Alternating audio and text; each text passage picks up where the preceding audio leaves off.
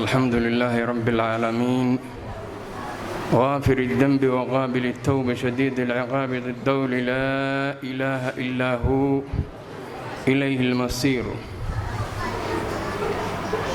قال الله تعالى في محكم تنزيله وأصدق القائلين وإن تعدوا نعمة الله لا تحصوها إن الإنسان لظلوم كفار. وإن تعدوا نعمة الله لا تحصوها إن الله لغفور رحيم. وما بكم من نعمة فمن الله.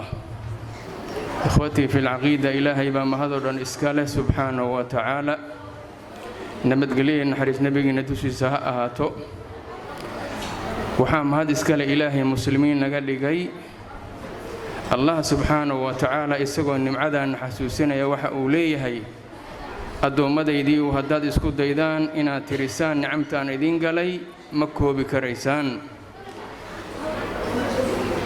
walaalayaal nicamtu qof walba meelay u joogtaa. dad baa waxay yihiin kuwa aaminsan qofku hadduu baabuur iyo dabaqyaal dhisto inuu nicam haysto, haddii akoonnada xoogaa lacag ugu jiraan inuu nicam haysto.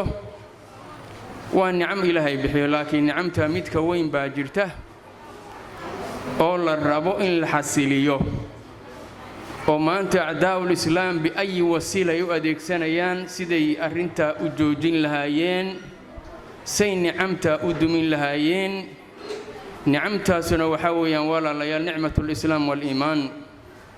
waa in lagu mintidaa nicamtaa. ilaahay cid walba ma siiyo, ilaahay cid walba ma siiyo, cidduu ilaahay khayr la doono buu siiyaa.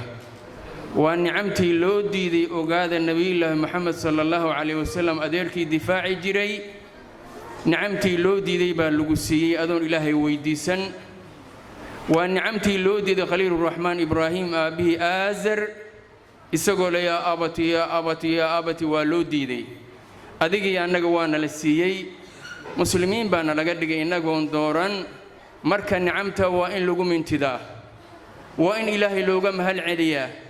waa nicam mid la bixiyo mid ka qaalisan aysan jirin. waalidiinta ubadkan soo saaray waxaan leenahay ilaahay ha idin barakeeyo. macallimiinta kadaalik waxaan leenahay jazaakumullaahu khayran. walaalayaal waa in la dadaalaa.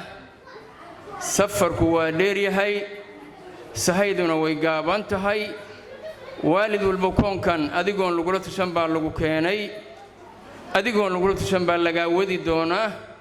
maxaa lagaaga baahan yahay marka? inaad ilaahayna u tala saarato, aadna aad u dadaasho, oo aad ku dadaasho ubadka sababtaada ku yimid inay muwaxidiin noqdaan, inay kuwo ilaahay keliya caabudaan noqdaan. yowm min alayaam qabri baad gelaysaa. halkaa waa dhib badan baa yaalla.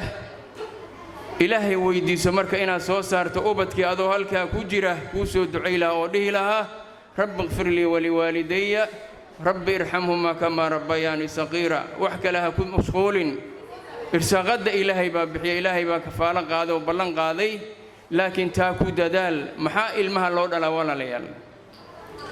waa inaan isweydiinnaa ilmaha waxa loo dhalo ugu muhiimsani waxa ay tahay.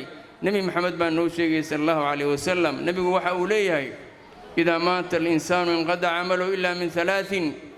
addoonku hadduu daartan ka tago ou geeriyoodo camalkiisu waa go'aa. saddex marka laga reebo moogi, saddex qofood camalkoodii ma go'o, oo iyagoo qabriga ku jira ayay ka'annamaa iyagoo cibaadaysanaya ajir helayaan. saddexda ayaa ka mid ahaa walad saalix ah, qofkii daartan uga taga. walad luqal carabiya waa wiil iyo gabar baa soo gelaysa.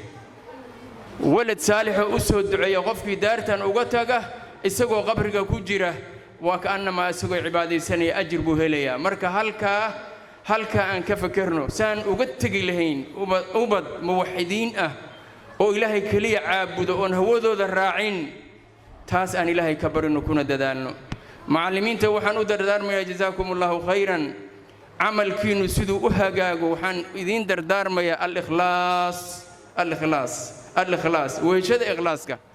weheshada ikhlaaska ilaahay waa barakaynaya camalkiinna. marka ilaahay waxaan idiin weydiinayaa mar kale inuu daartanna idinku naxariisto, tan dambana idinku naxariisto, ولا لا نفتي ديتينا وحن دردار مي عبسي إلهي عبسي إلهي بان دردار مي نفتي ديتينا إيه إن ديار جرونه وقت واسود وادي جيرد مر إيماني سلام وإن إلهي لبريا لنا التوبة كنا جزاكم الله خير